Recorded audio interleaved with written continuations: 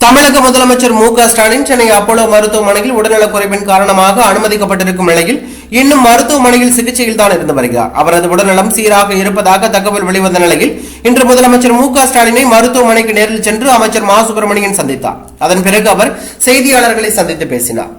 முதலமைச்சர் மு.க.ஸ்டாலினின் உடல்நிலை தற்போது சீராக இருக்கிறது, கவலைப்படும் அளவிற்கு எதுவும் இல்லை. இன்று அப்போலோ மருத்துவமனை முதலமைச்சர் மு.க.ஸ்டாலினின் உடல்நலம் தொடர்பாக அறிக்கை வெளியிடும். அதன் பிறகு டிஸ்சார்ஜ் குறித்த தகவல்கள் வெளிவரும்.